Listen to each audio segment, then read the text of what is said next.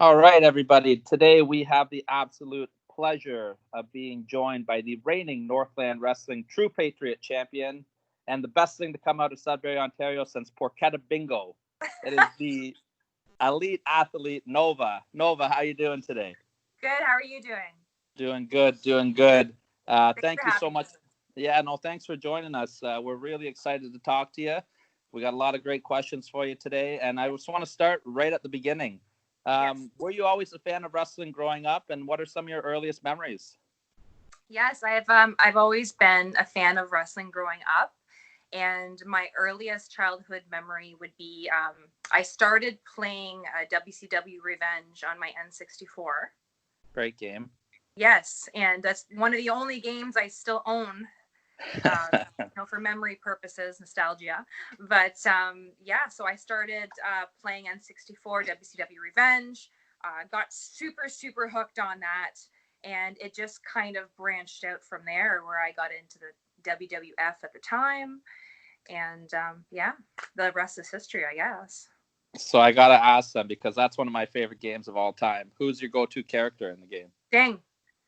Sting? It was Sting. Yeah, all the time. Yeah, Sting's awesome. I was more of a. I went with Canyon. He had that big kick. It knocked everybody out. I was undefeated. Nice. Mike, you ever get into the Revenge? Were you into that game?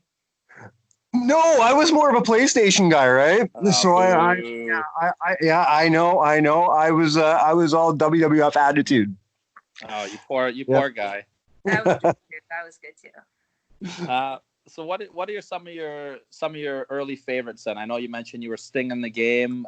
From going and playing the game, you eventually started watching wrestling. Who jumped out and grabbed your attention pretty early? Yes. So I began as a fan in the Attitude Era. So, obviously D-Generation X, Lita, Stone Cold, The Rock, all of them. They're just the biggest memories for me, and I followed them so closely growing up. Jeff Hardy was my favorite wrestler. Yeah. That's some definitely you named. The Yeah, best. he's still going strong too, and he's I still awesome. know, like All the stuff how he's how doing. is he still putting his body through that? I have no idea. As Matt as well, right? I mean, they've Absolutely. gone through so much. All the TLC matches, and I guess with you being in the ring too, you can relate like how they're still even up Oh and yeah, walking around. I'm only a year in here, and like how many years have they been going for? After my matches, the next morning, it's so hard to roll out of bed sometimes. I don't understand how they do it. Good Oh, for them. absolutely. Good for them. Mike, you got anything you want to jump in here on? Absolutely. So like we said, you are the reigning Northland champion. I am originally from North Bay. I am a North Bay boy myself.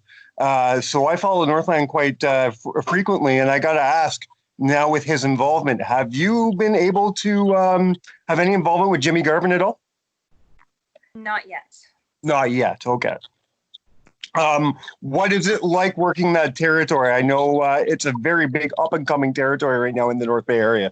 It is so humbling because North Bay, Ontario is very, very close to Sudbury, Ontario, where I'm Yeah. from. It was always a very close driving distance to me. I went to North Bay all the time, so it's very, very close to my heart. It's in the north, so to be able to perform in front of all of my northern fans, it's just so humbling. I am so thankful, and it just feels like I'm home. Every time I go, it feels like I'm home. When growing up in that area, I know myself personally, like I grew up in that area in the 90s and early 2000s. I found it very hard to see professional wrestling unless I traveled. Was that your experience as well? Did you have to go away to see professional wrestling, or did you get a lot of stuff right in Sudbury? No, 100%. I was only able to either, play wrestling over my N64, or I was able to research wrestling on my dial-up internet, or watch wrestling on TV, and that's all that Sudbury had. And even when it came down to a little less than 2 years ago, me wanting to try wrestling, there was nothing in Sudbury. Yeah. I had to go out of my way, do my own research, and send a Facebook message to a local company just to kind of get involved and get my feet wet that way, because that's the only way I knew how to reach out.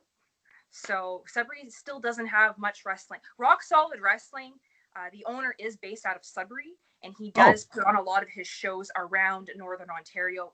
Thank God for that, because otherwise Northern Ontario doesn't have much indie wrestling. And it's unfortunate because there's a lot of fans up there. I don't think people understand that, but there's a huge fan base in Northern Ontario. Oh gosh, every time Northland Wrestling or Rock Solid Wrestling puts on a show in Northern Ontario, it's sold out.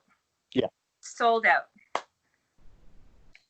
Perfect. And we're talking about kind of your early forte into this business.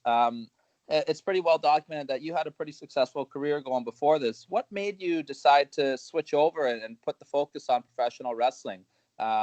I think it's pretty inspirational, and I think it's something that people can look at as kind of a follow your dreams type of thing. So how hard was it to make that change? It's exactly a follow your dreams kind of thing, and I still can't believe I'm here today.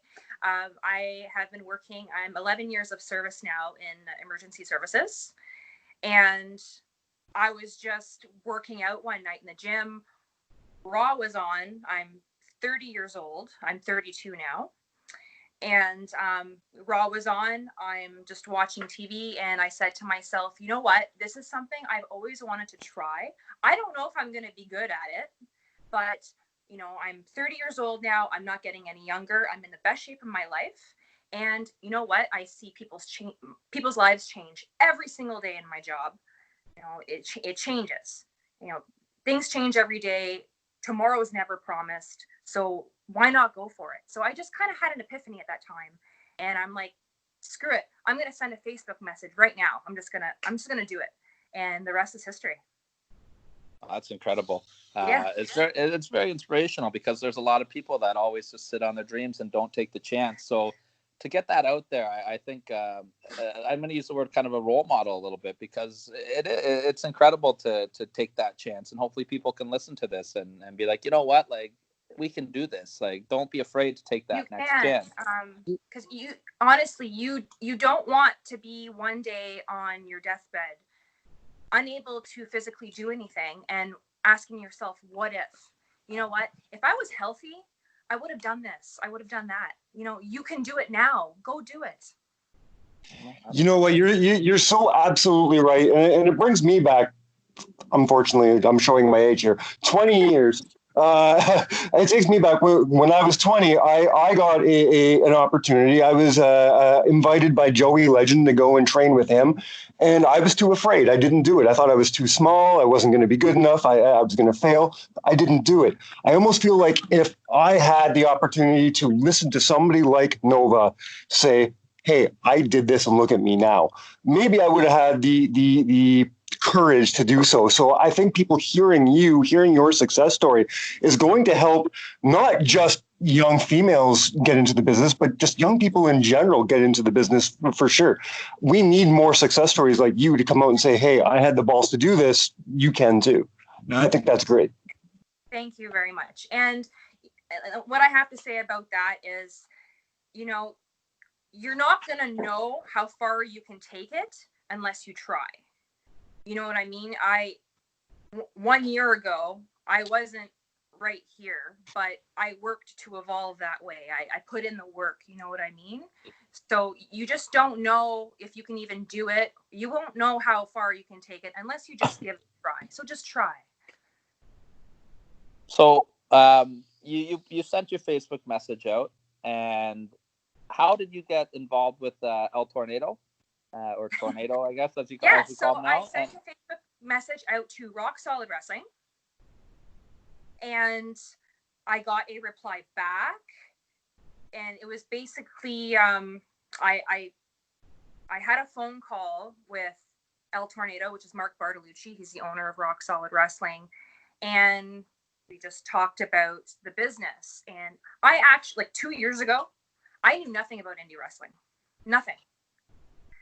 I only knew, because I'm from Dowling, Ontario, which is about 40 minutes north of Sudbury.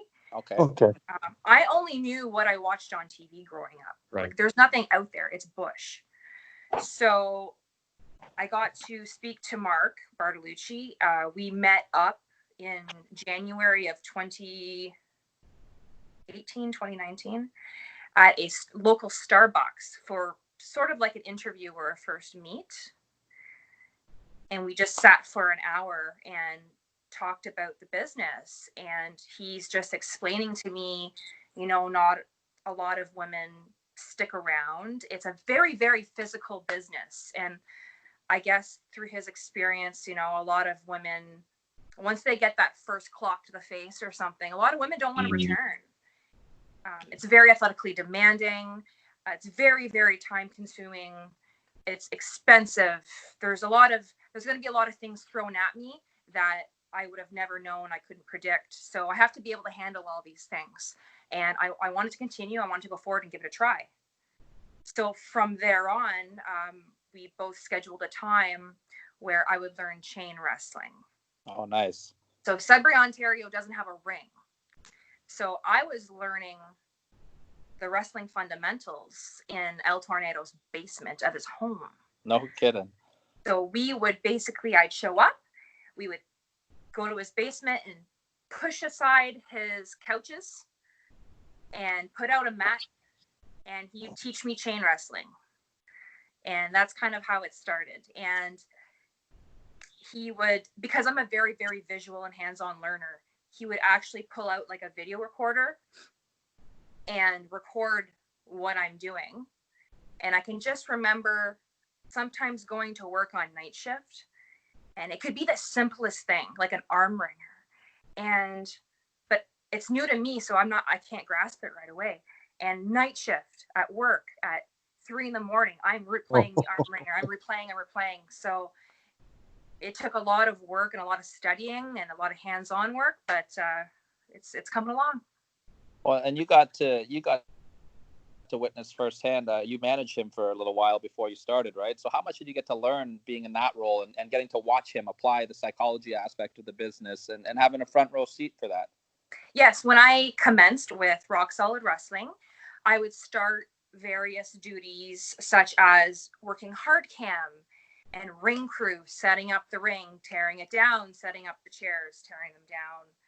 And I then branched out to being El Tornado's manager.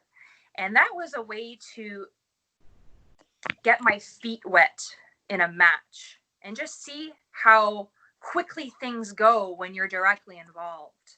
I mean, it's one thing to watch, but when you're in the moment, things almost feel like they're going times 100. And you really have to be on your feet in front of the crowd. And it was a very, very good way to get my feet wet. And it was very challenging. And I'm very thankful that I was able to do that before getting into my own matches. Now, obviously, guys like Tornado, and I'm sure we're going to talk about Tyson Dukes in a few minutes, guys like that had a lot of influence on where your career went. Did you have any, knowing that you didn't grow up watching indie wrestling, did you have any role models when it came to being a female in the business? I mean, you're in a business right now with people like Lufisto, who has been a big role model to a lot of people and stuff like that. Did you have anybody like that in your life to help you more as a female in the business to show you, we can do this, or was it more of the males being your role model? The we can do this, let's go, that was Trish Stratus, and the athleticism was Lita. Right. Yeah. Fantastic. So what do you remember? What was your first actual match? My first actual match? That's a good question. Where did I start? I started in March of 2019 in London, Ontario, at Fanshawe College with Smash Wrestling. Yeah, nice. And I took on Violet Lee. Oh, right on. Yeah. That's so weird that it's only 19. Like this is, you've already had one of those careers where I feel like I've been watching your stuff for years. I really do. When Tyler told me we're going to have you on the show, I said, because we interviewed you. I used to be part of a podcasting company called Wrestle Media, and we had you over on that too. Yes. And I remember it was my buddy Adam who introduced me to your stuff, and Adam, I told Adam, I told Tyler, I've been watching Nova for years and years, Well, I don't think she's been going for years and years, but that's what it feels like. You've already had that kind of impact on independent wrestling. Does that compute to you at all? Do you see already your impact on the business? In Ontario, yes. I don't find there's very, very many females who are currently active in Ontario. Right. So I'm trying to get as much spotlight as I can, and just I'm still new and I still have so many reps to do. I have so much practice I need. So I'm just going to keep doing what I can do that's in my power to do so at the time. Yeah. And you mentioned the word practice there. A couple of weeks ago, Mike and I had the absolute privilege to interview Tyson Dukes as well. How important has he been in your training? What was it like working with him at his school? And how great is his clothing apparel, Hammerlock Clothing? Cheap. So quickly before I mention Tyson, so right after chain wrestling with El Tornado, I knew that I needed to start getting physical in the ring. So I actually started for just a summer with Crossbody Pro Wrestling in Kitchener, Ontario through Ben Ortmans. So I started learning Universal there.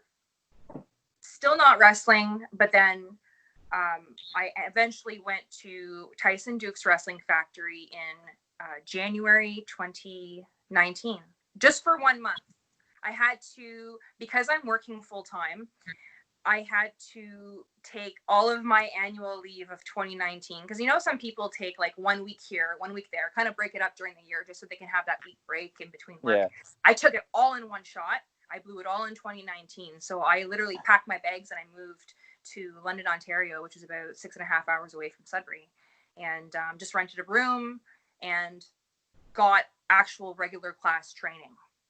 So it was really cool. And Tyson has been amazing to me. And I am eager to continue learning through him once the schools reopen. And now he's launched a new clothing line, Hammerlock Apparel. That's two, Tyson. now he owes up. Okay. So after your training with Tyson, you did some work with Impact Wrestling, correct? I worked Impact's Slammiversary in 2019, and I was one of Sue Young's Undead Bridesmaids, where we came in holding the coffin. Oh, nice. What was my goodness! I remember watching that. I didn't even realize that was you. I almost dropped the coffin. Go on YouTube and I have to go rewatch that. Those dresses were so big and heavy. I think I grabbed the biggest one, and it's just dragging on the floor. And I'm coming in holding the coffin with the other Undead Bridesmaids, and I step on my dress. And on video, like when you see, and I trip, but I quickly regain myself. I catch myself. But imagine that happened on pay-per-view. Oh. What a story. You would have been on Botchamania with Matthews there, right? Yeah. What was your overall experience like with Impact, though? How did you get in contact with them? Do you still have a rapport with them right now? Is that maybe something we can see Nova in the future doing some more work with Impact I Wrestling? truly hope so, but at the moment, no. I'm not in contact with them. How I got in contact with them was when I was a student through Crossbody Pro Wrestling. Ben Ortmans, my old trainer, he works very closely with Impact. He still does to this day. And they needed some extra talent to work that Slammiversary pay-per-view. Perfect. And while we're on the topic of Impact Wrestling, something that they've really gone out and taken a chance on over the last year or so is intergender wrestling. Yes. How does that make you feel to see, they put the world title on Tessa Blanchard, which is incredible. Oh, so amazing. What are your views on intergender wrestling? How happy are you to see it kind of getting a more of a mainstream push right now? And where do you think that it can go in the future? It's still very new to everybody, so there's such a blended response. I'm very open to it. Myself as a wrestler, I think it's very athletically challenging, and I absolutely love it. When I saw Tessa win the title, it's we're in the age of women's revolution, and women's empowerment. And you know what? That chick can hold her own. She's so freaking amazing, and she deserved that. She worked her butt off for that.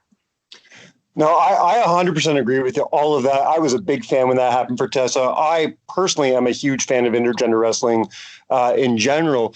But how does it make you feel when you hear so-called veterans in the business say things like Sammy ruined his career by jobbing out to Tessa, stuff like that? Does that just go over your head, or does that offend you as not only a fan of that kind of wrestling, but as a female? Does that do anything to you, or does it just kind of go over your head and say, you know, my head. Who cares? Everybody is entitled to their individual opinion. Everybody will have an opinion, and respectfully, I encourage people's opinions, because that is how changes are made if they need to be made. You know what I mean? So, I'm open to everything. I'm open to hearing everything.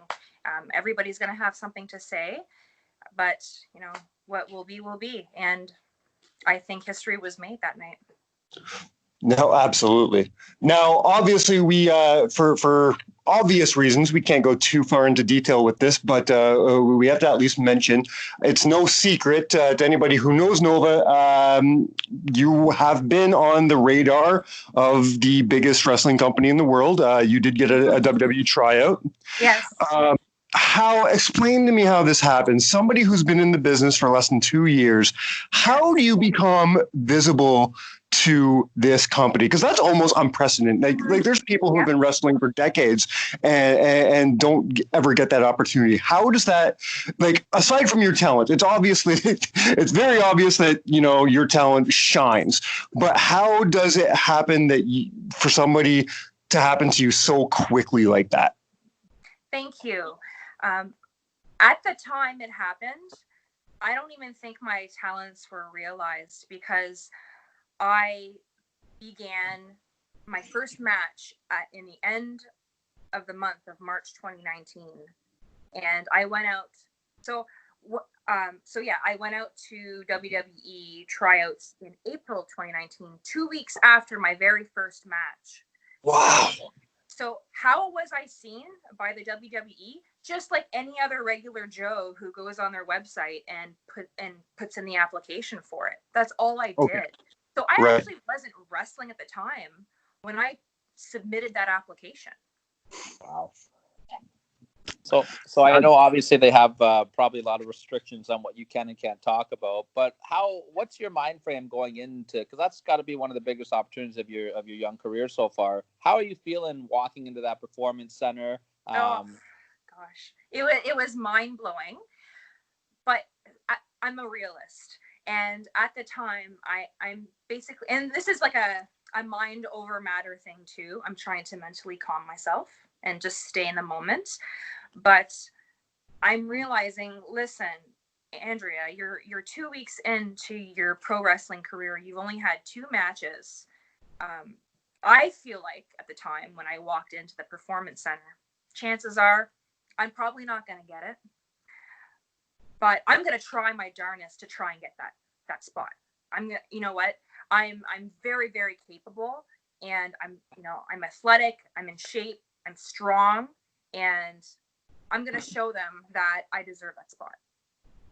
What's the biggest takeaway that you got from the Performance Center experience? Did someone pull you aside, give you some really good advice? How were you different after this? How was it different for you after this tryout for you? After the tryout, I knew that I had a lot of work to put in, because when it came to trying out, I was asked to do, various things for tryout purposes. And one of them is a basic fundamental, which was a flip bump. Well, guess what? I've never done a flip bump before. Wow. So my very first time was during tryouts.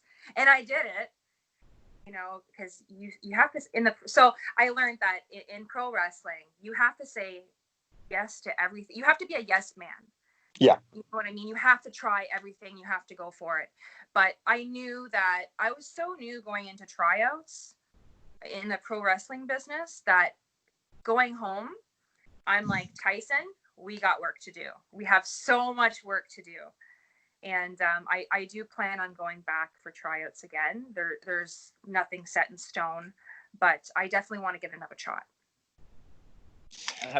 Have you done any other work with the WWE at all? Any backstage work? I know that they were in town for SummerSlam last year. Did you have an opportunity to be around the product at all? Kind of poke your head around and, Nova's here, like, you need me, I'm here. Unfortunately not. Nah. I believe I was working SummerSlam weekend. So I do work a full-time career in emergency services, and sometimes that gets in the way. I try and book my matches around that, but I know that SummerSlam weekend I was unfortunately stuck at work. I did submit my name, so it's not like I didn't do anything. I did submit my name to work as extra talent for SummerSlam weekend because I was in Toronto. Yes. And I received no call back. So I did put in the effort. It just I was wasn't in the cards. Yeah. On a personal note, I will say my only disappointment from that weekend, because I went to no less than 6 shows that weekend. My only disappointment was not seeing Nova at any of the shows I went to. I remember expecting you to be, because I had gone, Adam and I had a WrestleMania table at the big Summit all-females event. Oh, And I just assumed that you were going to be on the card because you were the quickest up-and-coming female wrestler of 2019, hands down. And then when Adam informed me that you were not on the card, I was a little disappointed. I was a little disappointed too, but that's okay. There's always next year. Absolutely. We're going to see you on all these cards. So I don't feel too bad because we are going to see a lot of Nova in the future. I have no doubt of that. Thank you. And while we're on the topic of the future, we're on this weird kind of time frame and this pandemic that's going on, so wrestling's been on hold. When you get back into the ring, who are some people that you want to get in there with? Is there anybody you got your eye on? And any of the major companies too. I think that women's wrestling is probably at the strongest it's ever been right now. There's names in every single company and all over the Toronto scene as well. You got your eye on anybody that you think you could do something really special with? I've only worked her 2 times. I want to continue working Jody Threat. Yeah. I learned a ton from her just those 2 times. And I would love for Silesia Sparks to come back into pro wrestling because I think she's extremely talented. And Kylie Ray, because I'm watching her grow. I'm watching her evolve, and all of the work that she's putting in, she's getting so strong and explosive. And I, even through other workers, heard nothing but good things about her. She's an extremely hard worker and a good worker. And I really want to wrestle against her one day. Strictly from a fan standpoint, that would be amazing. Kylie versus Nova, someone's got to book that. Yeah. So before we let you go, Nova, you're very active on social media. Your social media Instagram is incredible. It's highly entertaining. Tell us about your little furry friend that you have there. What's the story with your dog? I see that your dog's making a lot of appearances. What's the dog's name? Tell the people about your dog. I have 2 dogs. So I guess what I should also mention is when it comes to pursuing goals, and tomorrow was never promised, and me going, for the whole, pursuing pro wrestling, One thing I also did, and this is in the past year, and this was extremely life-changing to me, is because I was traveling from Sudbury, Ontario to London, Ontario for training. So I'm traveling 6.5 hours for like an hour and a half of training, as well as now traveling from Sudbury, Ontario to all of my bookings down south for my matches and then driving home. It was getting extremely exhausting, expensive, and I have to return to work, on the upcoming Monday. So what I actually did this past September of 2019 was I transferred all of my years of service to a brand new company in Barrie, Ontario. So now I'm actually located out of Barrie, Ontario, and I'm closer to everything. Oh, yeah, Barrie is a great central location. You're close to, you can kind of get everywhere from there. That's great. Yes. Alrighty. So, Mike, do you have anything else you want to talk to Nova about before we wrap this up? No, man, we're you hit a lot of the stuff I wanted to talk about, so we're doing great. And Nova took upon herself to mention a lot of stuff. So I forgot. So yeah, sorry, it went over my head. You're asking about my dogs. So Yes. so when I moved to Barrie, Ontario, I actually left everything behind, including those dogs. Oh. With my family and my friends.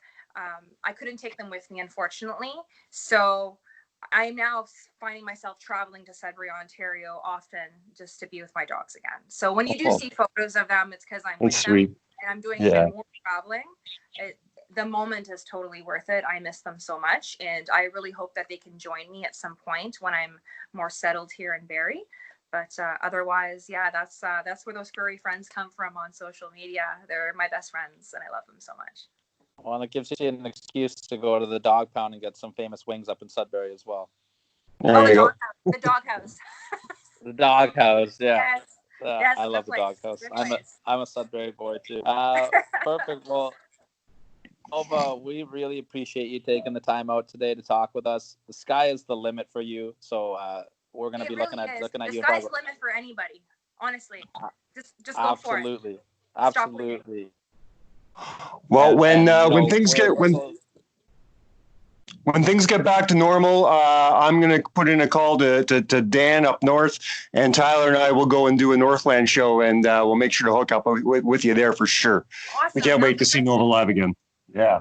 Absolutely. Yeah, I haven't been to an indie show in a little while, so I haven't got to see you work live yet. So I'm really excited for this to get going again, so Mike and I can get out there. We want to see. I need to get the elite athlete live and in person. I need the full experience. Thank you. I look forward to going back to seeing Tyson Dukes and getting some extra practice in, and maybe getting some new moves part of my my resume. So Mike, before you take us home here, Nova, plug your stuff, social media. Where can people get a hold of you? Any YouTube matches that you recommend? Anything that you want to plug? Put it out there for the people to hear.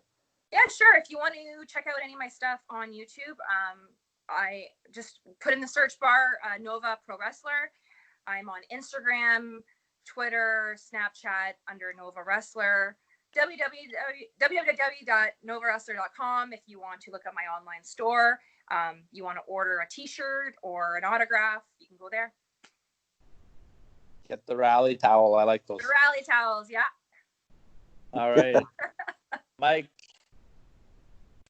is that it? Home, my friend. Yes, sir. On behalf of Canada, and of course, Nova, thank you so much for being here for us. We have been counted out.